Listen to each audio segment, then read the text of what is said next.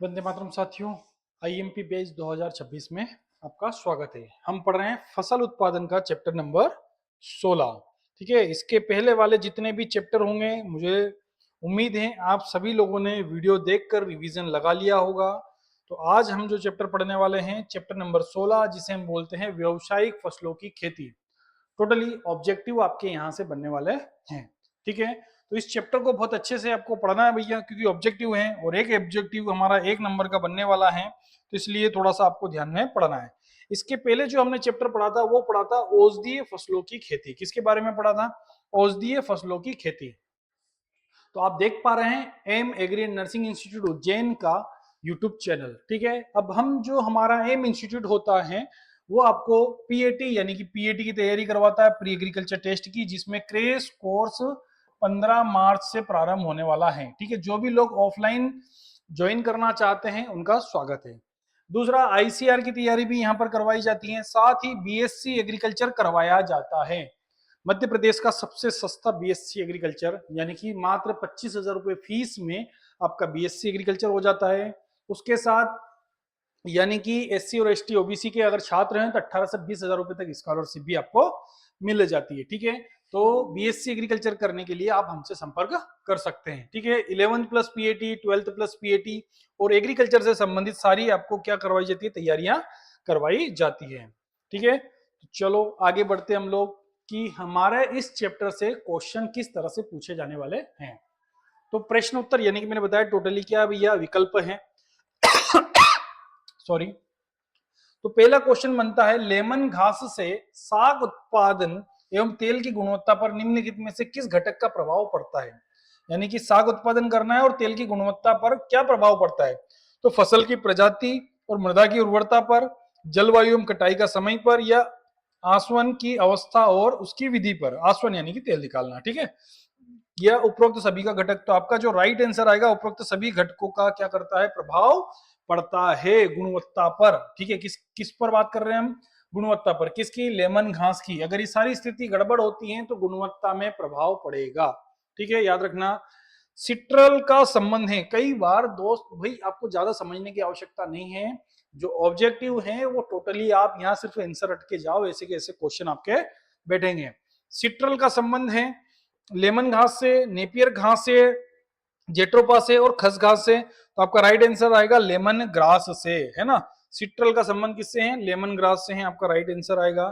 अगला प्रश्न है आपका, निम्न में से किसके बीजों का भंडारण कई वर्षों तक बिना किसी क्षति के किया जा सकता है? सिट्रोनेला का, या खस का, या लेमन घास का, या जेट्रोफा का? तो जेट्रोफा का आपका राइट आंसर आएगा, जेट्रोफा का। ठीक है। ये देखो आप लोग, ये देखा आप लोगों ने, आपके क्षेत्र में कई बार ये पौधा देखने को आपको मिलेगा, जिसे हम बोलते हैं रतन जोत। क्या बोलते हैं भैया? ये रतन जोत का पौधा है। ठीक है, बायोडीजल वगैरह में इसका काम आता है। जो बायोडीजल, बहुत सारे पंप लगे होंगे आपके के क्षेत्रों में, बायोडीजल बायोडीजल करके, है ना।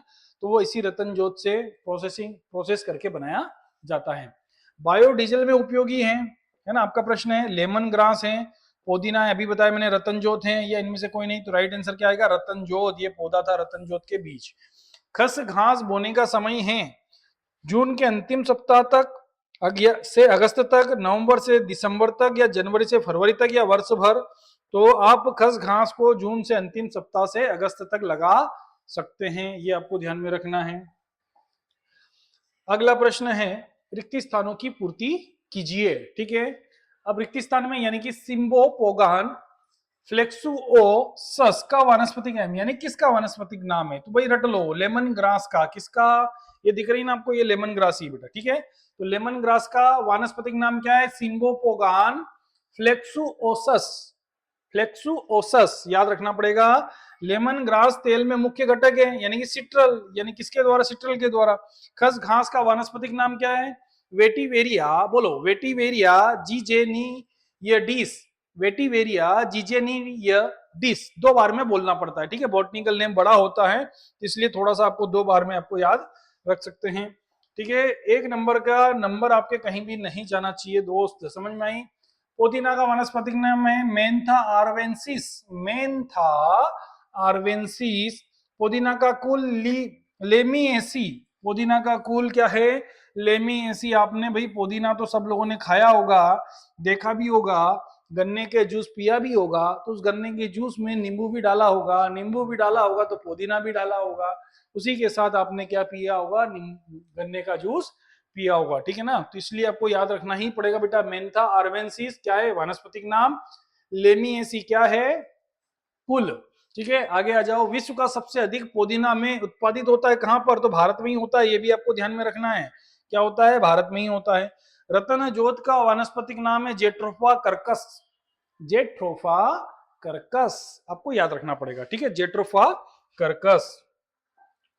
ये रिक्तिस्थान के बाद अब बात करते हैं सत्य सत्य अगर यहां से बनते हैं तो किस तरह से नींबू घास की प्रथम कटाई बुआई के 3 माह पश्चात की जाती है, असत्य नहीं की जाती है, ठीक है, क्योंकि 3 महीने में तो तैयारी नहीं होती। मेंथा आर्वेंसिस पुदीना का वानस्पतिक नाम है, सत्य अभी हम पढ़ के आए हैं।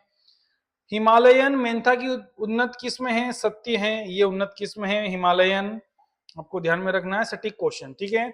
पोदीना पोएसी यानी कि ग्रेमिनी कुल का सदस्य है ही नहीं, पोदीना तो चौड़ी पत्ती वाला है तो ग्रेमिनी आएगा ही नहीं। पोदीना का उत्पत्ति स्थान कहाँ है, चीन है, बराबर।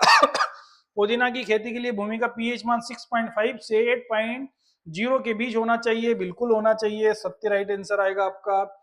पुदीना औषधीय फसलों के अंतर्गत आता है, भाई नहीं, हम पढ़ रहे हैं कौन सी फसलें, औषधीय तो इसके पहले वाला चैप्टर पढ़ चुके थे, आज हम पढ़ रहे हैं व्यवसायिक, क्या पढ़ रहे हैं, व्यवसायिक, ठीक है, ध्यान में रखना। क्योंकि कई बार पुदीना की तो गोली आती है यार, तो इसकी तो दवाई भी बनती है यार, तो ये तो काम आता है यार दवाई में, तो भाई ऐसा भी होता है, कई बार लॉजिक ऐसे बच्चे लगाते हैं ना, पर ऐसा नहीं है, क्योंकि हम हमारे सिलेबस के आधार पर पढ़ रहे हैं, हमें सिलेबस में अलग से दे रखा है बेटा कि औषधीय फसलें कौन कौन सी थी, उससे बाहर आपसे नहीं पूछा जाएगा, व्यवसायिक फसलें कौन कौन सी है उसके अंदर आपको ये याद ध्यान में रखना है, ठीक है। चलो आगे बढ़ते हैं। रतन जोत का पौधा बायोडीजल से संबंधित है, रतन जोत का पौधा बायोडीजल से संबंधित है या नहीं है, ये राइट आंसर आएगा बेटा, है ना, ये सत्य है, बायोडीजल ये रतन जोत, ठीक है। खस की जड़ें स्पंजी प्रकार की होती हैं, सत्य आएगा। बेलाडोना व्यावसायिक फसल है, सत्य आएगा, ठीक है, ये आपको ध्यान में रखना है। रतन जोत का पौधा बायोडीजल से संबंधित नहीं है, शायद यहाँ नहीं लगा होगा बेटा, क्या लगा होगा, नहीं होगा, तो यहाँ क्या आएगा, असत्य आएगा, और नहीं होगा तो क्या आएगा, सत्य होगा, ये आपको याद रखना है। अगला प्रश्न हमारा सही जोड़ी को मिलाइए। रतन जोत जेट्रोपा कर्कस यानी कि क्या है इसमें, यूफोरबिएसी कौन से कुल से हैं, यूफोरबिएसी कुल से हैं, ये आपको याद रखना पड़ेगा, कौन से कुल से हैं, यूफोरबिएसी कुल से हैं। अगला पोदीना यानी कि पोदीना का मेंथा वर्डिस अभी हम पढ़कर आए भैया, आर्वेंसिस, ठीक है। सिट्रोनेला घास तीसरे का क्या आएगा, सिट्रोनेला घास यानी कि कौन सी, पोएसी कुल की है। चौथे का आएगा यानी कि क्या भैया, नींबू घास, सिम्बोपोगान फेक्सुलोसस हम अभी पढ़कर आए हैं। पांचवा यानी कि क्या, सिट्रल का आएगा, लेमन ग्रास, सिट्रल किससे संबंधित है, तो लेमन ग्रास से।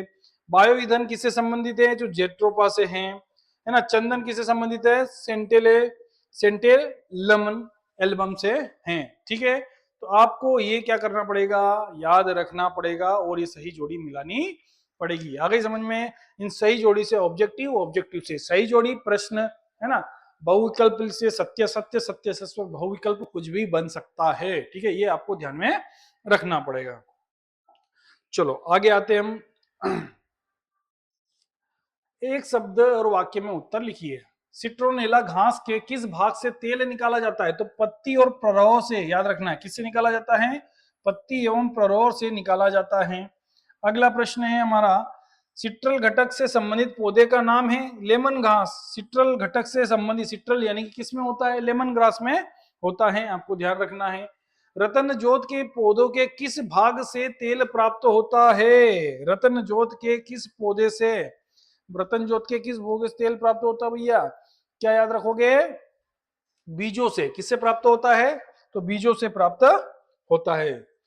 किस पौधे के तेल का उपयोग जैव ईंधन के अलावा लकवा, कैंसर, सर्फ ढसने आदि की औषधि के रूप में भी किया जाता है, तो याद रखना रतन जोत या जेट्रोफा का।